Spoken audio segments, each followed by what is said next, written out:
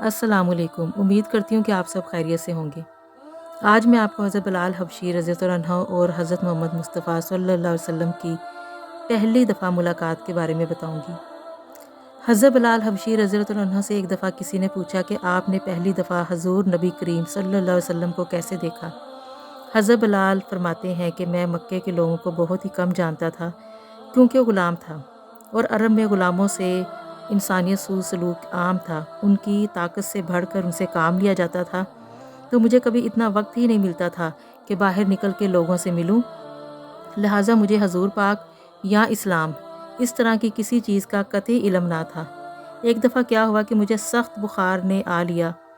سخت جاڑے کا موسم تھا اور انتہائی ٹھنڈ اور بخار نے مجھے کمزور کر کے رکھ دیا، لہٰذا میں نے لحاف اوڑھا اور لیٹ گیا۔ ادھر میرا مالک جو یہ دیکھنے آیا کہ میں جو پیس رہا ہوں یا نہیں، وہ مجھے لحاف اوڑھ کے لیٹا دیکھ کے آگ بگولا ہو گیا۔ اس نے لحاف اتارا اور سزا کے طور پہ میری قمیض بھی اتروا دی اور مجھے کھلے صحن میں دروازے کے پاس بٹھا دیا کہ یہاں بیٹھ کے جو پیسو۔ اب سخت سردی، اوپر سے بخار اور اتنی مشقت والا کام، میں روتا جاتا تھا اور جو پیستا جاتا تھا۔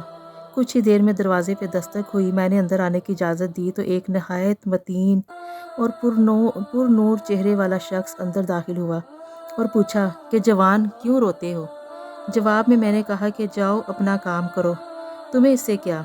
میں جس وجہ سے بھی روں، یہاں پوچھنے والے بہت ہیں لیکن مداوع کوئی نہیں کرتا۔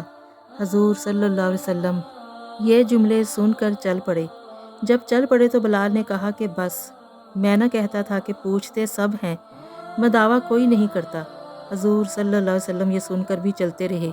بلال کہتے ہیں کہ دل میں جو ایک ہلکی سی امید جاگی تھی کہ یہ شخص کوئی نہ کوئی مدد کرے گا، وہ بھی گئی، لیکن بلال کو کیا معلوم کہ جس شخص سے اب اس کا واسطہ پڑا ہے وہ رحمت للعالمین ہے۔ بلال کہتے ہیں کہ کچھ ہی دیر میں وہ شخص واپس آ گیا۔ اس کے ایک ہاتھ میں گرم دودھ کا پیالہ اور دوسرے میں کھجوریں تھیں۔ اس نے وہ کھجوریں اور دودھ کا پیالہ مجھے دیا اور کہا کھاؤ پیو اور جا کے سو جاؤ۔ میں نے کہا کہ یہ جو کون پیسے گا؟ نہ پیسے تو مالک صبح بہت مارے گا۔ اس نے کہا تم سو جاؤ، یہ پیسے ہوئے مجھ سے لے لینا۔ بلال سو گئے اور حضور صلی اللہ علیہ وسلم نے ساری رات ایک اجنبی حبشی غلام کے لیے چکی پیسی۔ صبح بلال کو پسے ہوئے جو دیے اور چلے گئے۔ دوسری رات پھر ایسا ہی ہوا، دودھ اور دوا بلال رضی اللہ عنہ کو دی اور ساری رات چکی پیسی۔ ایسا 3 دن مسلسل کرتے رہے جب تک کہ بلال رضی اللہ عنہ ٹھیک نہ ہو گئے، بالکل ٹھیک نہ ہو گئے۔ یہ تھا وہ تعارف، یہ پہلا تعارف تھا جس کے بطن سے اس لافانی عشق نے جنم لیا کہ آج بھی بلال رضی اللہ عنہ کو صحابی رسول بعد میں اور عاشق رسول پہلے کہا جاتا ہے۔ حضور صلی اللہ علیہ وسلم کے وصال کے بعد سیدنا بلال رضی اللہ عنہ مدینہ کی گلیوں میں یہ کہتے پھرتے کہ لوگوں تم نے کہیں رسول اللہ صلی اللہ علیہ وسلم کو دیکھا ہے تو مجھے بھی دکھا دو۔ پھر کہنے لگے کہ اب مدینہ میں میرا رہنا دشوار ہے اور شام کے شہر حلب میں چلے گئے۔ تقریباً 6 ماہ بعد آپ صلی اللہ علیہ وسلم کی خواب میں زیارت نصیب ہوئی تو آپ صلی اللہ علیہ وسلم فرما رہے تھے، اے بلال یہ کیا بے وفائی ہے، تو نے ہمیں ملنا ہی چھوڑ دیا، کیا ہماری ملاقات کا وقت نہیں آیا؟ خواب سے بیدار ہوتے ہی اونٹنی پر سوار ہو کر لبیک یا سیدی یا رسول اللہ کہتے ہوئے مدینہ منورہ کی طرف روانہ ہو گئے۔ جب مدینہ منورہ میں داخل ہوئے تو سب سے پہلے مسجد نبوی پہنچ کر حضرت بلال رضی اللہ تعالیٰ عنہ کی نگاہوں نے آپ صلی اللہ علیہ وسلم کو ڈھونڈنا شروع کیا، کبھی مسجد میں تلاش کرتے اور کبھی ہجروں میں۔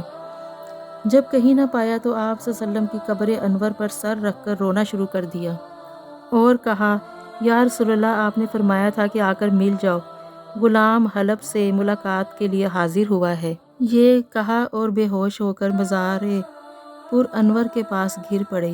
کافی دیر بعد ہوش آیا، اتنے میں سارے مدینے میں یہ خبر پھیل گئی کہ مؤذن رسول حضرت بلال رضی اللہ تعالیٰ عنہ آ گئے ہیں۔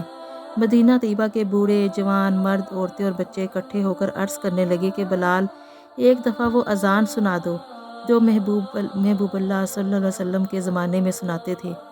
آپ رضی اللہ عنہ نے فرمایا میں معذرت خواہ ہوں کیونکہ میں جب اذان پڑھتا تھا تو اشہد ان محمد رسول اللہ کہتے وقت آپ صلی اللہ علیہ وسلم کی زیارت سے مشرف ہوتا تھا اور آپ صلی اللہ علیہ وسلم کی دیدار سے اپنی آنکھوں کو ٹھنڈک پہنچاتا تھا۔ اب یہ الفاظ ادا کرتے ہوئے کسے دیکھوں گا؟ بعض صحابہ کرام نے کہا کہ نبی کریم صلی اللہ علیہ وسلم کے نواسوں کو سفارشی بناتے ہیں۔ حسنین، آپ صلی اللہ علیہ وسلم نے فرمایا کہ میری آنکھوں کی ٹھنڈک جنت کے پھول حسن و حسین ہیں۔ تو صحابہ آئے حسن و حسین کے پاس اور کہا کہ بچوں، آج کسی کی نہیں چلے گی، آپ بلال رضی اللہ عنہ سے کہو کہ اذان دیں۔ تو یہ دونوں ننھے منھے بھائی حسن و حسین آئے اور کہا، چچا ایک درخواست ہے۔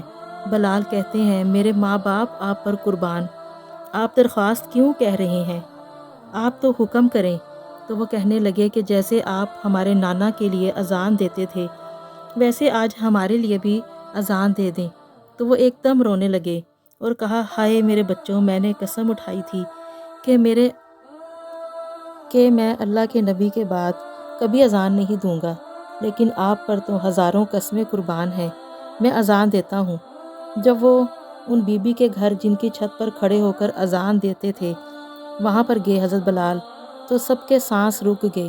آنکھیں یہ منظر دیکھ رہی تھی کہ آج بلال تو ہے لیکن محمد مصطفیٰ نہیں ہے۔ آج اذان بلالی تو ہوگی مگر محمد مصطفیٰ صلی اللہ علیہ وسلم کی جھلک نہ ہوگی۔ جیسے ہی حضرت بلال رضی اللہ عنہ نے کانوں میں انگلیاں دیں اور کہا کہ اللہ اکبر، تو مدینے میں گھر گھر ماتم بچھ گیا۔ عورتیں بھی چیختی ہوئی گھروں سے باہر نکل آئیں۔ سارے مدینے کی گلیوں میں چیخو پکار مچ گئی اور یوں سب کو لگا کہ محمد مصطفیٰ صلی اللہ علیہ وسلم زندہ ہیں، جیسے یہ ان کا زمانہ ہے، لیکن آپ تو جا چکے تھے۔ حضرت بلال رضی اللہ عنہ کو جو یہ رتبہ ملا یہ غلامی مصطفیٰ کی وجہ سے ملا۔ حضور سے محبت، حضور سے الفت، حضور سے عقیدت، یہ سارا رتبہ انہی کی وجہ سے ملا، اور یہ تھا پیار حضرت بلال کا اپنے نبی حضرت محمد مصطفیٰ صلی اللہ علیہ وسلم کے لیے۔ عاشق رسول حضرت بلال حبشی رضی اللہ تعالیٰ عنہ۔